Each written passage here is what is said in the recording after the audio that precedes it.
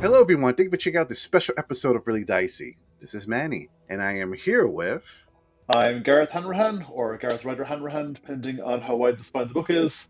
And I'm the author of many role playing books, including the upcoming Moria Sourcebook for the One Ring and Lord of the Rings role playing games. And today we're going to talk about your work in creating the One Ring or Lord of the Rings role playing Moria through the Doors of Durin. I cannot begin to tell you how long I have waited for this book. I'm sure you've heard from many fans of the One Ring role playing game and the Adventures of Middle Earth slash Lord of the Ring role playing how much they've been waiting for a book about Moria. Moria is probably, even though it's technically it's not a dungeon, is probably the most famous underground exploration campaign in history. Even if you don't play Dungeons and Dragons, It's a dungeon, you let's face it. Dungeons deep in caverns old. yeah, so it's so well known that even anyone that's not familiar with Dungeons and Dragons or role playing at all know what Moria is. Thanks for the books, thanks to the movies, and so forth. We've reviewed this book. I can't think of a higher praise I can give to an adventure source book of this magnitude. It's an incredible book. I am thankful that you had the time to talk to us about some of the creation process behind it because it's for me it's Oh a no, oh no, having to talk about Tolkien. What a disaster. but but yeah, let's start at the beginning. How did you get involved in this project? I mean, the short answer is that I was involved with the first edition when it was out from Cubicle 7 and had worked on a Moria project for them and was therefore the sort of logical choice to do this revised version of Moria. The slightly longer answer goes back to 1990 because my very first experience of role playing games, I like knew Tolkien, but I'd never heard of role playing games. And they were doing a Tolkien week in the local library, and I wandered in and was given a character sheet. At the top of it was, "You are an elf who has passed through Moria." And I went, "Okay, I don't know what this game is, don't know what this hobby is, but it's clearly the best thing ever." So yeah, I got involved. That's how I got involved in role playing games, and that led to freelance writing, and that led to working on various games, including the One Ring line, and then for the first edition of the One Ring, I did Darkly and Mirkwood campaign, which ends with basically and then they went to Moria. So it's been a long journey getting here. And I played the Mirkwood campaign, and that's also on a very excellent adventure. And I'm hoping um, some agreement can be made in the future so we can see that back in print.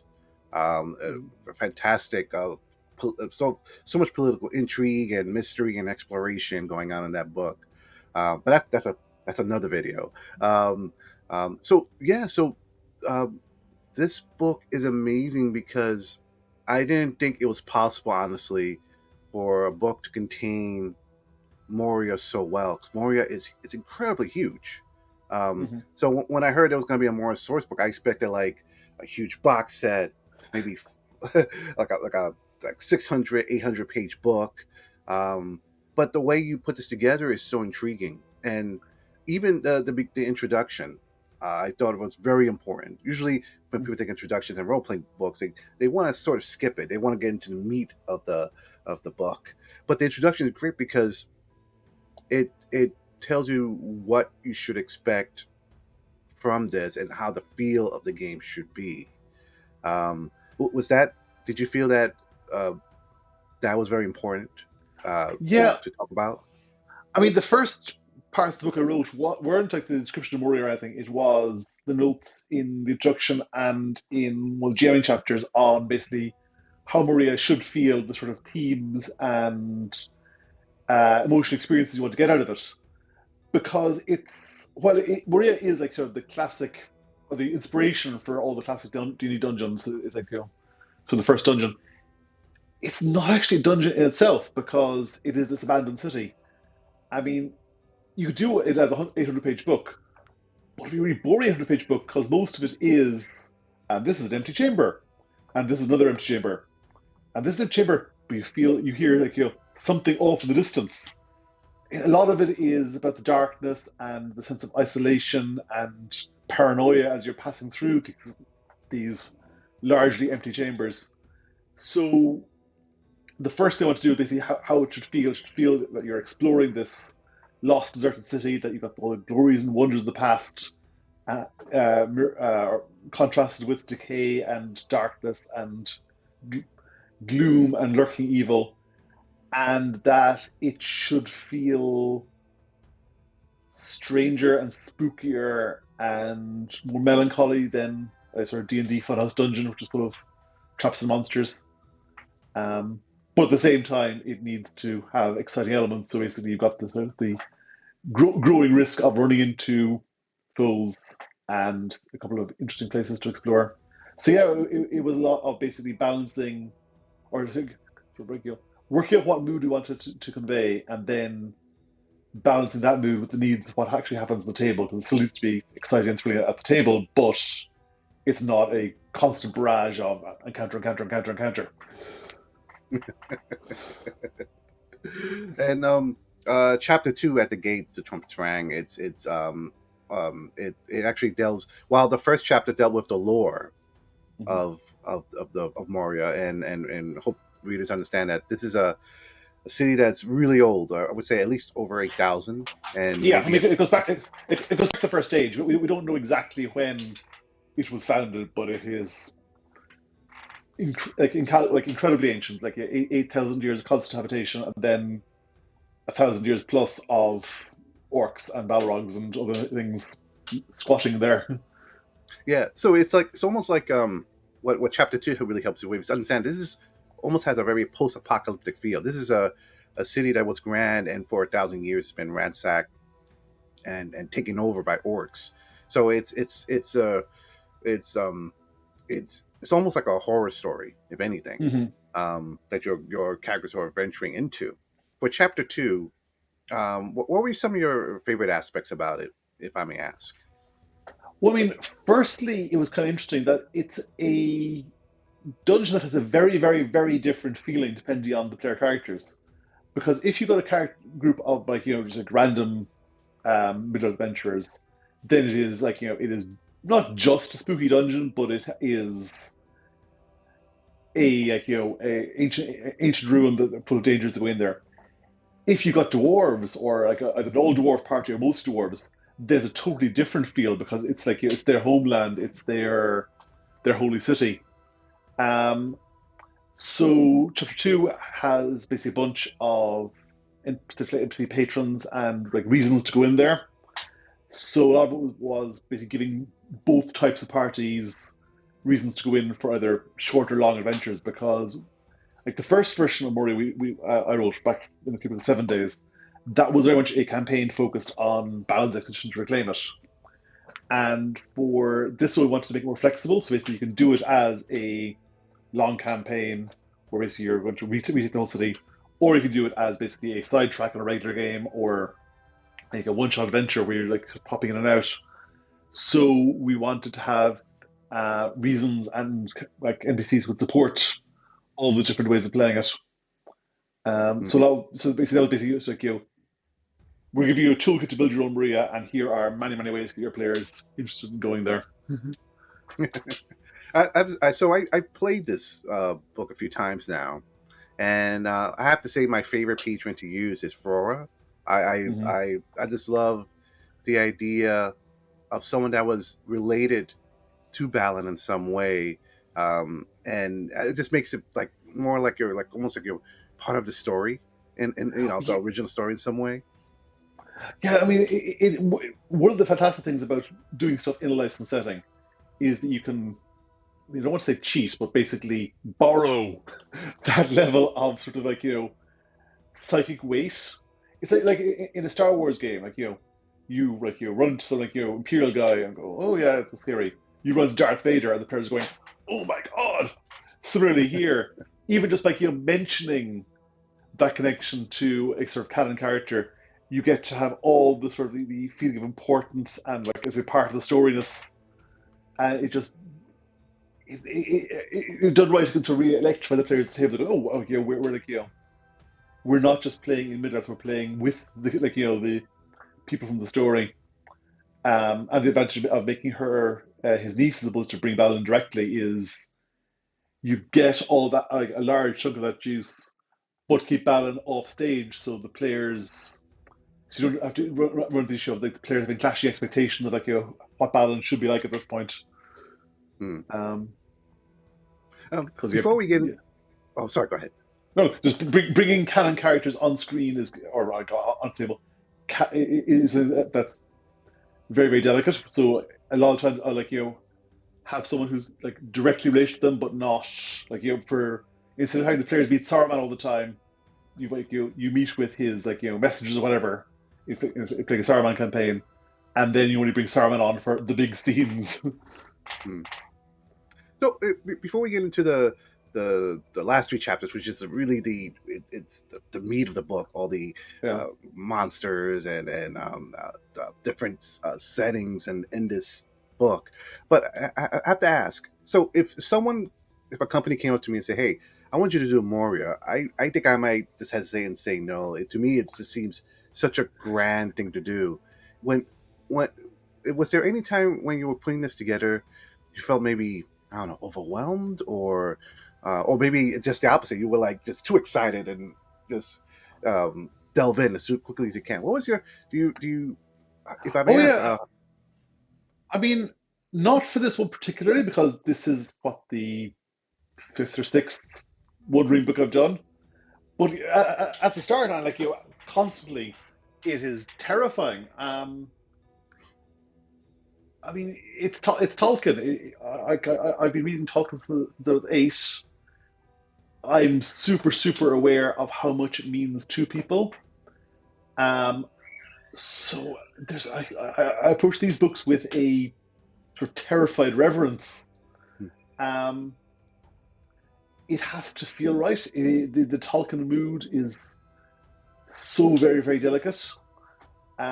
Everything has to be considered and weighed.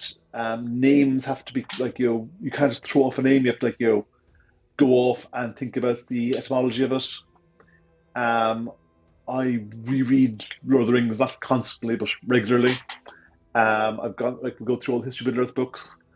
One of my rules when writing is that whenever I create anything new, I have to somehow anchor it in either a Tolkien reference or a Tolkien line, or I'm riffing on something he's done, um, just to keep it as closely anchored to his text ideals as possible.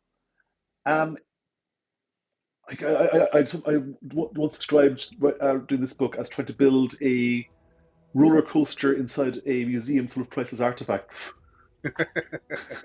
because you want to give the players lots of fun things to do, but at the same time you're there in this like again I don't want to say sacred space, but like level of importance. So yeah, I mean this one didn't. I got over the terror with back when I was doing like Darkly Mirkwood and Tales of Wonderland like 10 years ago. But Moria was was very I was very very apprehensive when it was coming out. I remember sitting there frantically hitting refresh when the books started reaching Kickstarter backers to get those initial reactions because I was terrified that either I hadn't met expectations or people wouldn't get the approach we've taken, which is, as you say, it's it's not an 800-page book. It's still a chunky book, but it's not. It's not detailing every single passageway and twists and turns, but giving GM a toolkit for building their version of Moria. But yeah, I mean, these books do still terrify me, and while I've learned to ride that terror and use it as a editorial tool more than anything else, it is still a awesome privilege and responsibility to try and take Tolkien material and put it into gaming because it's just so easy to get wrong and it's so important to readers and myself as well.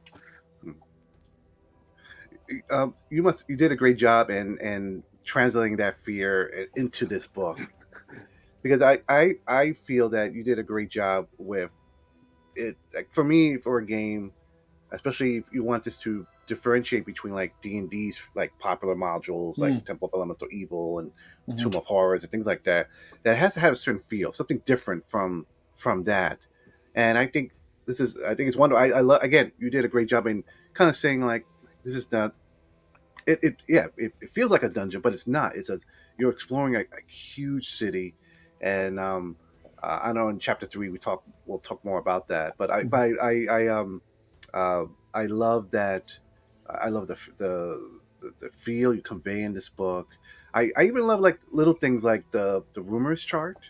Oh yeah. Um, I mean, patrons are a great way to get characters in, but giving the characters some sort of mindset of what they think Moria is. It's I think it's Hmm. intriguing because I know metagaming wise we know what to expect, but our characters they have if we're role playing, they don't know. I mean, this is a place besieged by orcs, so a lot of information um, about this place is starting to dilute, is starting to fade, or Yeah, change. it's been like 1,000 years, and like with the Fellowship, they had a dwarf in the group. They had like Aragorn, who and Legolas, who both like very well informed, and you've got Gandalf, who basically knows everything as the voice of the author. But in the average adventuring party, like you could theoretically have a group of like adventurers from like Bree and a couple of hobbits. And for them, like 1,000 years is like 1,000 years for us. Like we're exploring a like a medieval ruin or something. Like, they've never heard the whole like grand history of Moria. Like we're supposed to be ahead, but like one of my favorite sections is the guy. There's this mountain folk village, and they found like a back way into Moria, and they have no idea what they found because for them it's like this like thing of the distant past. Like Middle Earth has this absurdly huge long backstory, and I just really love playing with that. Like like you can like have a reference to stuff that happened like 3,000 years ago, and for some characters that is like still present and real and impacting on them, and for others it is so imaginably distant that like whole kingdoms have risen and fallen, whole civilizations have been and gone, and they have no concept of the past. Mm. Um, and Moria is basically that, only it's real and there and in stone, and you can like wander around it. Well, let's talk about chapter three now. We keep hinting about it. Chapter three, journeys in the dark. Um, uh, it, all right, so I think this for me is my favorite section. I Mhm. love the fellow foes, obviously, and the mansion of the dwarf. Yeah, Very, very important yeah. chapters. But what I love about three is what gives you um, the the fluidity of Moria of Mm. running Moria. Um, I love that you have there's like charts for like the different types of areas of the cities, I should say, Hmm. that you may find in here. The different encounters of different things you may find, from bands of orcs to trolls and so forth. I've used this section a few times, and the amount of options available. I could run this chapter probably like for a whole year, and there'll be a different room, different scenario each and every time. Um, what can you share us about the creation of this chapter? Well, I mean, um, the eye mechanic, which is like the sort of peril mechanic that comes from One Ring Core book. So basically, we had this way of tracking how much danger or how aware the bad guys are of your players. So that was one starting point. The other starting point, obviously, is Pippin dropping the stone in the well and it falling and falling and falling and drums in the deep. So basically, we like we knew it had to be a thing where the players can create disturbances that'll like raise how aware the orcs are, and then you've got this like gathering threat from basically spooky stuff off in the distance and distant drums to orcs everywhere. Um, and also because I knew we weren't going to detail every single twist and turn and passageway of Moria, that we are going to have a bunch of landmarks because that's the free league approach to these things, and we needed some way to make the intervening journeys interesting and challenging, and make sure that it didn't just generate into basically a bunch of random rolls. But at the same time, there's a there's great tension from just dice hitting the table. Like, if the GM is going, oh, you got on a card, you got on a card, you got on a card, blah, blah, that's fine. But you go on a corridor and the GM rolls openly, and you know that if he rolls a I on the encounter table, something really bad is going to happen. And in Moria, you've got the really bad thing right there on the cover. The idea that you can, in certain circumstances, if you roll really badly, just turn a corridor or turn a corner and you see off in the distance, like, this, like, great hall full of pillars, and then the distant darkness, this, like, flickering flame of red going closer and closer and closer, and you just run into the Balrog as a random encounter. I mean, that's the sort of experience, like, so that's sort of like, sort of sudden experience you can only get in a role playing or in a game where basically the story is being partially told through the random dice, and like the chance, and that's far more shocking and thrilling than a lovely set piece encounter where you run the Balrog and so you can take advantage of just like the dice and chance and building that into the game while trying to maintain the Tolkien-esque feel. That was the design goal of those chapters. I love that even the journey rolls are different in this than in Yeah, the core rule book. Chapter 4, Fell Foes. yeah. I have to say that the One Ring Second Edition, or the One Ring in general, has done a great job in trying to expand the bestiary in very creative ways. Um, Again, years ago when we were playing Adventures in Middle Earth, Mm-hmm. back for Cubicle 7, I think that was the one thing that my players were kind of concerned about. It's like, oh, are we going to fight goblins and orcs all the time? Yeah. But this is, I mean, I, so it's not just that you have a variety of different tribes of orcs in this section, and of course you got some. You also got Durin's Bane, the Mm-hmm. Balrog. But there's also a lot of like, I want to say new creatures, but new creatures in the context of Tolkien, where again you make a good point here in this chapter where it's saying that there's a lot of things that are undescribable Mm-hmm. that lurk here, which gives uh, lore masters the freedom to do their own thing. They could create something that's maybe totally new. It's almost very Lovecraftian, almost with a type of Yeah. possible creatures. Yeah, I mean, Tolkien monsters are weird because on the one level, you do have this very sort of restricted monster palette. Where basically, it's orcs, goblins, wolves, shadowy things, and like evil trees. Like it is a very limited monster palette in a lot of ways. Um, but then you actually read the books, and like they're all sort of weird encounters. Like you got Oman Willow, got the Barrow White, you got the fantastic Watchers at Kirthungol, spiders, obviously. So, like, we've tried introducing new monsters in other books, and it's very, very hard to do a new generic Tolkien monster, as in something you can run into anywhere. But what Tolkien does or what Tolkien really allows is like very situational, specific monsters. Like so, like you couldn't do like so the Watcher in the Water as like here is like mountain squid. You can encounter that at any mountain pool. The Watcher in the Water you really only run into in one place and only works in that one place. But you can create monsters that are basically one-off threats and you can then sort of build locations around them. So, for example, there's a like giant centipede in one of the vaults in chapter 4 or chapter 5, and that was basically okay, we want something that feels like as big a threat as the Watcher, but it will tie it to this particular location. So everything about that area is built around that foe. Um, but yeah, Monster Talking is probably the hardest thing to do right because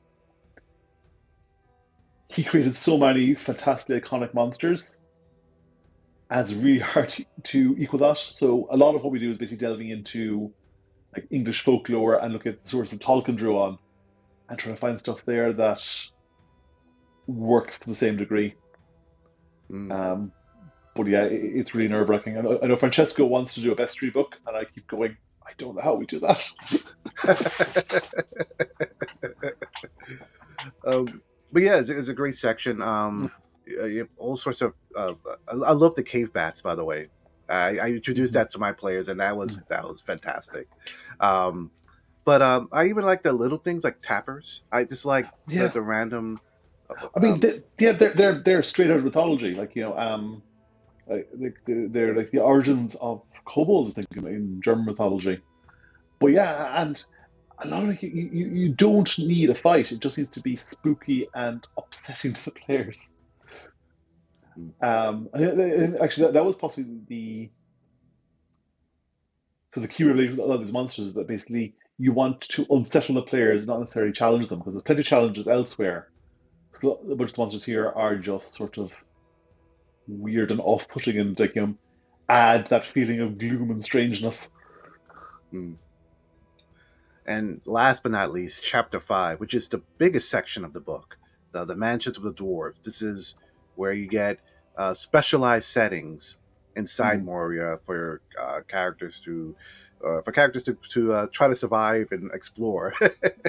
um, but this is a fantastic book. We've played the Dimral Dale section, Mm-hmm. and we did it two ways. My friend RJ, he ran this as is written in the book, and I wanted to try the flexibility of the system by using the setting and homebrew it somewhat to change some things around, just so players can not in case if they didn't know what the demo stair Yeah, was and things like that, they would be surprised. yeah, And in both cases, the game was a success. Our players had a great time in both excellent. scenarios. So we can go for a while talk about each section. But there's just some fantastic areas like Old Moria. I love West Moria, um, the mines, things like that you have here. Yeah. And each section is it's all. Um, uh, Sometimes they have their own monsters. Mm-hmm. Um, there's they're not like D&D style bird's eye view maps. They're more at least um, uh, Isometric. yes, Yeah, those type of maps available, which yeah, each section is detailed out. yeah. So again, we could go into details about each section, but let me just ask you this: what's been some of your favorite? Do you have any favorites? Is there or something about this process that you enjoy the most in doing it? I mean, the first part was the first list was just like what are the canonical locations, because we have to have like the doors of Durin, the bridge, the Chamber of Mazarbul, the big chasm, and then there were like a bunch of locations that were sort of like naturally sort of fell out of that, like there's places mentioned where like they go to seek the armies of the Third Deep. Um, there's going to be a like Palace Dwarven King. There's going to be a treasury because the players are going to go in here looking for treasure, even though Kimberly says, "Oh no, all the treasure's gone." Um, a bunch of others then were just thinking of basically sort of fun place to have adventures, and like places that would feel unexpected but right. So like I want to put a big cavern in there that's full of plants, and because I was looking at like I was googling like famous caves, and I found this like giant cave in China, which is has basically a gap in the ceiling, so it's full of plants. So, oh, that sounds cool. We'll throw dwarves in there. Or this like prison ledge, which is like many levels below the bridge. And I just love the idea of having this sort of like players be able to look up and see Durin's bridge far, far above them while they're trapped in this orc prison. I think what gave me freedom when doing it was knowing that basically it was being presented as a toolkit. So like lower masters could go, okay, I'm not going to use this one. I'm going to like have this place be a destroyed location, and that sort of meant that I could. I wasn't as sort of terrified that I was trying to present a canon Moria and basically go right. Here are a bunch of options for your Moria. So I'm loving it. very gratified to hear that you're like taking it and homebrewing it, because that's absolutely the intention, that basically you sort of use the bits you want, discard other bits, twist other bits, and like a thousand Morias come to life. In terms of favorite sections, I said I really love the secret back entrance, because it was just like a chance to write Moria from a totally different perspective, Mm. from these people who had no idea what they were getting into. They think it's this like mythical underworld of the gods. Um, I love just writing about the Dimble Pass and the various like perils up there, and the orcs who are basically living at the very top of Moria, who are a totally different faction, and basically having all the inter-orc intrigue. Because one of the big challenges with Moria is like there are three things. There are three things you can do in a role-playing game. You can hit things, you can like pick locks and open doors, or you can talk to people. And Moria is very, very low on the people to talk to because it's full of orcs. And so when we did seed as many non-orc NPCs in there, you can't have it like full of like friendly dwarves and like random elves that have to be passing through, or as in Dimmerdale, helpful and entirely trustworthy birds you can meet and chat to. Um, so basically, we have to give the players a reason to like talk to the orcs, which really meant giving the orcs a reason to talk to them. So one of the early decisions we made was basically we'd have different orc factions in there who'd be plotting against each other, and be able to use the players as their tools in their little conflicts.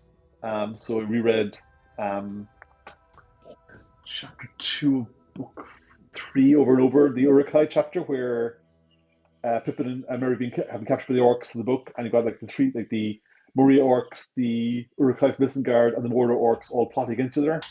Okay, Mm.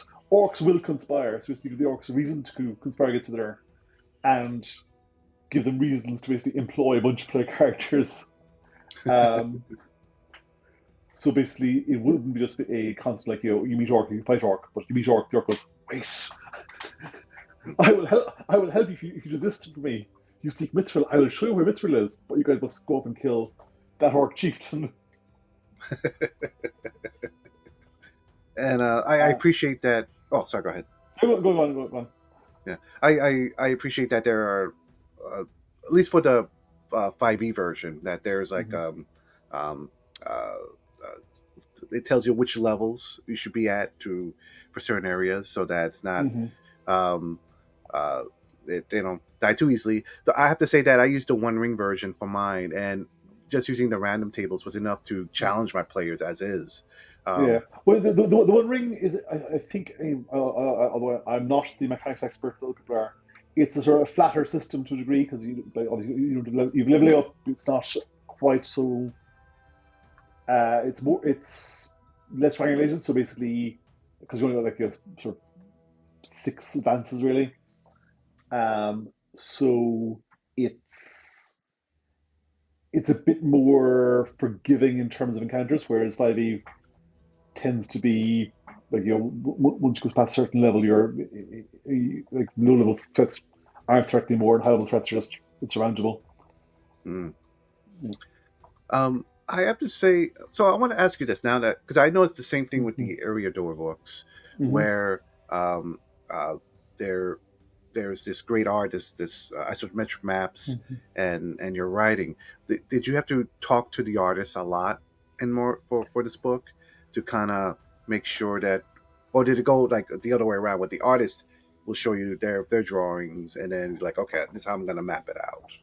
No, I mean, um, for the maps, I did very, very hideously rough sketch maps. I mean, hilarious, like childish scrawls, Mm. and sent them in, and was very gratified to see them transform beautiful things. And occasionally we'd have to go, oh, hang on, actually made a mistake. We need to like add this exit here or whatever. Um, for the illustrations, no, I would do up like very rough art notes and send them off, and they would come back with these beautiful things.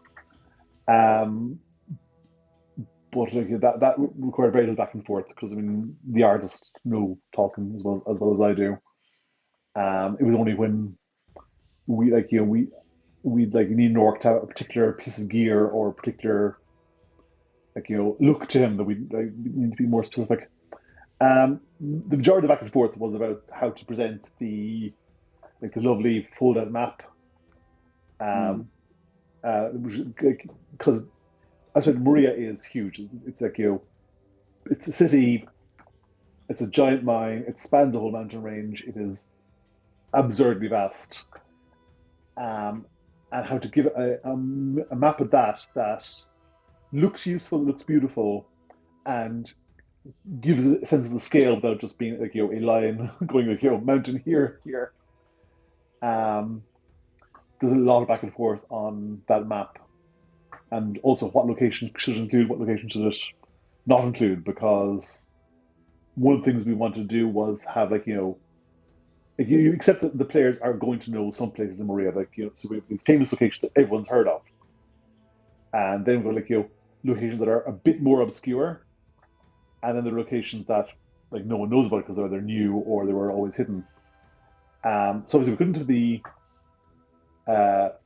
hidden location of the map, but we had a lot of debate about which of the famous ones to include, which of the obscure ones to include. Do you want to have a couple of ones for the players to discover as they're poring over the map, going, "Hang on, what's this marked on the map?" Um, and the other big debate was was what purpose does the map actually serve in the book? Because we knew we'd have to, we would have to do a map just for for the customer basically. Um, so I'm not sure I actually mentioned this in text, but my intention is that the map is a map that's been made in the Blue Mountains after Maria's fall. So it's like based on previous accounts, but it's not necessarily accurate. It's basically the map maker's best guess of what's in there. So the players can get the map and have it as a actual a handout in the game, going, "Wait, your players find this map in the archives or find this map on the corpse of an old dwarf," and they can look at it and use it as a guide, but it's not trustworthy because the map maker has never been to Moria. He's just based it on songs and tales and accounts. So the GM can go, "Okay, yeah, this bit's accurate, but if they follow this corridor, aha, it won't end in a dead end. They'll find a door, and I'll drop in this location." Mm. And I love that, how again how flexible this dungeon Yeah. is. Um, and I also real fast appreciate the. I know we talked a little bit about the NPCs, but usually when we think Mm-hmm. about NPCs, we think about someone that might be helpful. But you also have a lot of like possible big bads, I would call them. Mm-hmm. Yeah. Possible antagonists. Like the one I used in my game was Malik One Eye, Yeah. which was a fantastic villain to use in the game. Just the appearance alone was enough to Yeah. keep my players in check. Um, but yeah, this section's fantastic.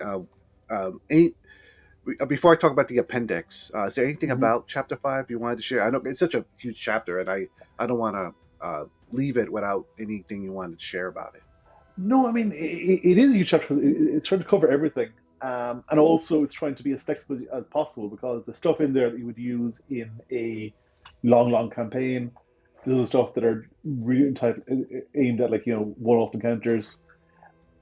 Um, I said the first version of Moria, which C7 was, you're just playing Don's expedition. This one was designed to be much more flexible. You can have like any sort of player cards going in there for any length of time. So there's a bunch of stuff in there that ties into the Tales of the Lowlands campaign. There are encounters in there that are aimed more at tying to upcoming books. There's a bunch of stuff in there that's basically just use as you wish. We're not going to do anything more with it in our books, but you could use it on your own campaigns. Um, I'm a huge believer when doing stuff as that's the question. How will this get used at the table? Um, and so Maria has like 8,000 years of history. It would have been so easy from a nerdy lore perspective to just spend all the time delving into we have here's what happened in Maria in the Second Age, and here are the grand things the dwarves made back in the day. But that's not actually going to be any use in actual play because how would the players find out about that? It doesn't matter a great deal if I spend ages talking about the human kingdoms that Moria traded with are now gone because like they have to get food from somewhere. That's very interesting from a lore perspective, but is useful in play. And it's a game book, so I kept going back. Okay, how will the players find this out? How will this actually get used? Um, so a lot of the landmarks are very much aimed at like okay, here is how you drop them into play. Here's how you use them in your games. Yeah, if the book is usable, then that was the goal. Mm. So I've learned right away when it comes to the One Ring books that you never skip the appendix section. I know in other role playing books you may it may be some of them are pretty short or not really that important, um, but not for that, especially for Moria. There's so much interesting things in this section. There's a new playable culture, Mm-hmm. a new race of dwarves that you can be, which is interesting because they're much more scholarly Yeah. than Durin's folk, which I thought that was fantastic. I love that the dwarves are Nograd and Belagos. Hopefully, I'm saying that Yeah. right. You have a very interesting treasure section, Mm-hmm. which and I love that they pretty much said that. Remember, this place has been ransacked for 1,000 years, so the first areas you're not gonna find much, if, Yeah. or You got to delve deep. yeah, but you have the section about mithril. You, I also love the section about balance expedition, so that Mm-hmm. you kind of have the choice of either trying to follow things canonically or Mm-hmm. not, and what you should kind of what lower bands should kind of be get ready for. Um, and of course at the end, I love that there's a solo play in Moria. I have to admit, at first when I saw that section, I was like, "How okay? How's that going to work?" But then I looked through it, and I Yeah. haven't played it yet. But looking through it, I'm like, "Okay, I see it's possible. It could work, Yeah. and it could be a lot of fun." Anything about the appendix that you're most happy about or wanted to share? Well, I mean, the solo play rules were nothing to do with me. I knew they were going in, but it was all Sean Tompkin and his people, and it was lovely just to see other people taking what I built and like working with it. It's fantastic stuff. Um, Balin's Expedition was just really gratifying to write because, as you said, I wrote a whole earlier version of Moria for the previous license holder, Cubicle 7, which couldn't be used when we switched over to Free League. So it was nice to be able to sort of to sort of put a tick on that, like okay, yeah, I have done the Balin's Expedition campaign. I started planning back in 2011 or something. Um, Mm. the treasures, yeah, I mean, it's like monsters. It's nice to be able to get the feel talking treasure right, because again, he created all these iconic magic items. You got like the sting glowing in the prisons of orcs, the palantir. Like I mean, you can see where or how easy it was to transplant them into like the very early D&D books, where like there's really sort of the root inspirations for so much in gaming. But when you actually go back to Middle Earth, because it's not a low fantasy setting exactly, but it is a subtle fantasy setting. Like it feels. Assault goes like sorry, I'm babbling here with this answer, but like Tolkien goes like in Middle Earth, miles are miles, leagues are leagues. It's a very grounded like emphasis on physicality and um, nature and realism, and the magic items need to feel eerie and unearthly and enchanted, but not gaudy. And like there's no like wands of fireballs or anything in Middle Earth. So you want items that are useful at the table and actually have like a benefit while adventuring, but aren't glowy swords or wands of bridge conjuring or whatever. It's finding that balance between the useful and evocative, but also the subtle. So I hope that actually gives some guidance. Mm. Um, yeah, and the mithril stuff was just actually the mithril was me delving into the history of Middle Earth books which are basically Tolkien's like how he wrote the books, and there's a section there on where he's trying to get the word mithril, and he goes through like 5 or 6 different words. Go like will I call it Threlvril? Will I call it Ithelmir? Will I call it whatever? And I just went, okay, I will now take all those discarded names that Tolkien didn't use for mithril, stick them and go right.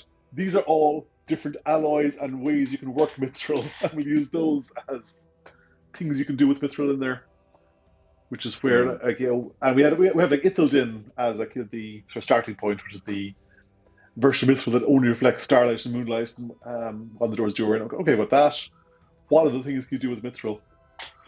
And we use Mm. Tolkien's names to name them all. So it was a very sort of satisfyingly nerdy chapter to write.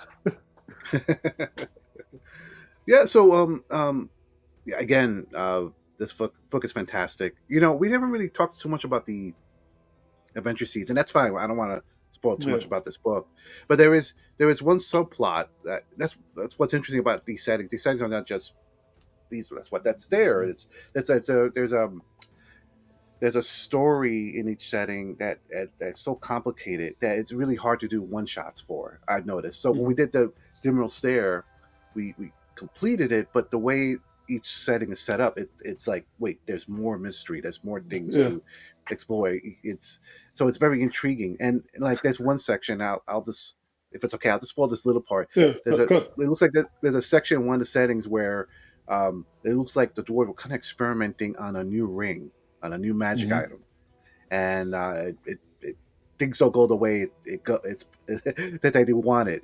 So Yeah. it leads to a very interesting story, and that's something I kind of want to explore with my players. So that's just like one of the many things this book offers.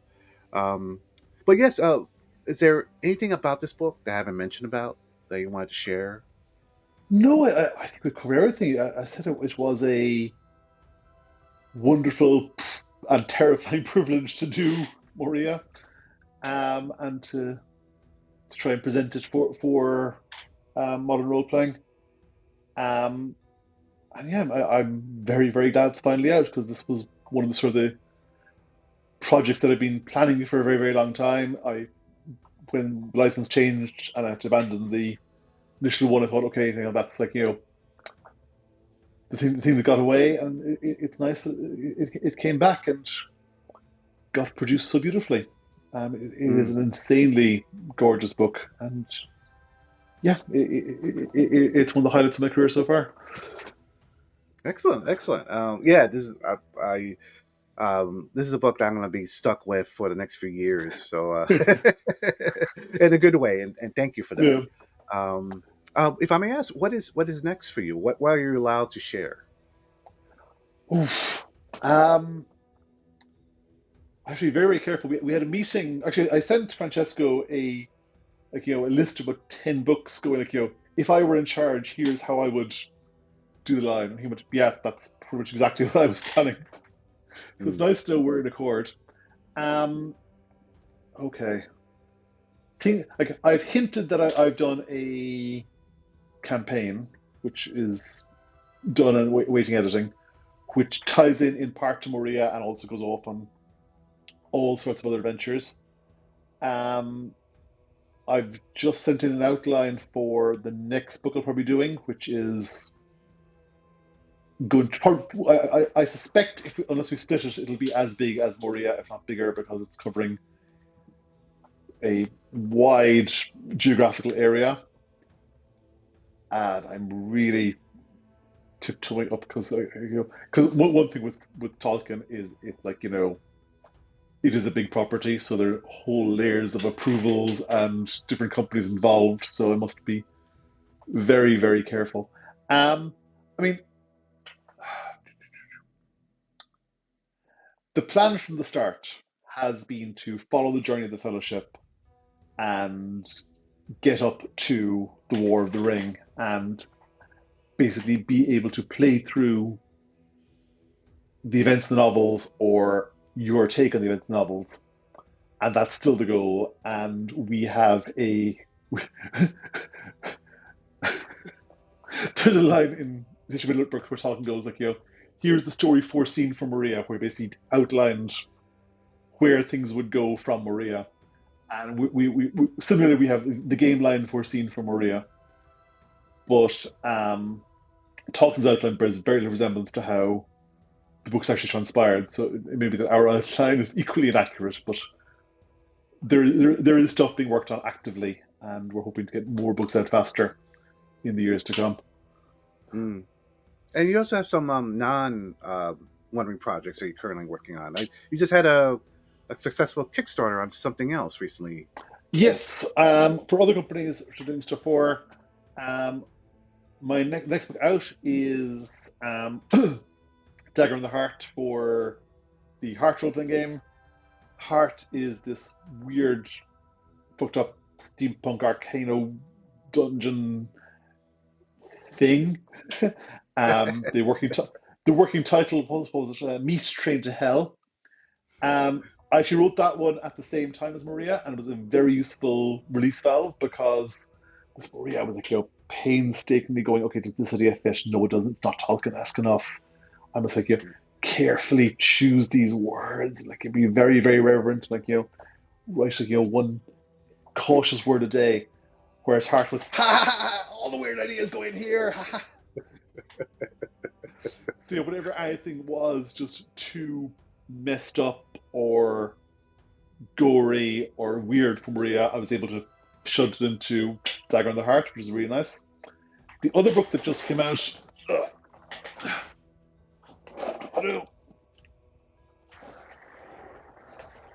at Gen Con, so I finally got a physical copy of Moria for myself, which is really nice of her.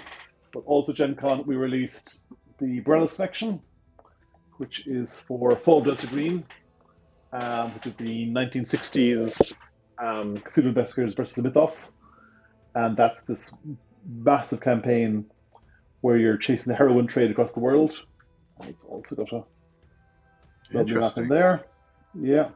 And this was written, I think this was supposed to come out in 2020 or so. And for various reasons, it got delayed and delayed and delayed. So that's another sort of, long-term thing off the to-do list. So it's lovely to actually see. And it's also 400 pages, which is somewhat longer than planned, but it's not my fault. Ken Heish wrote the outline for that one. I read the adventures. I will blame Ken. Excellent. Hopefully, I'll get a chance to look at these books in the future so we could talk about them as well. All of them sound fantastic. So yes, thank you so much for taking the time to talk to us about the Lord of the Rings role-playing 5e Moria Shadow of Khazad-dûm, or if you're playing the One Ring Second Edition, let me bring it out, the Moria the Doors of Durin. Yes, same book, just one has 5e information, one has the One Ring Second Edition rule set. Exactly. So yes, Gareth, thank you so much. And to our viewers, thank you. Again, oh no, talking about Tolkien for an hour. What a tragedy. I will somehow drag myself to the microphone. And to our viewers, thank you for watching or listening. Stay safe out there. See you next time.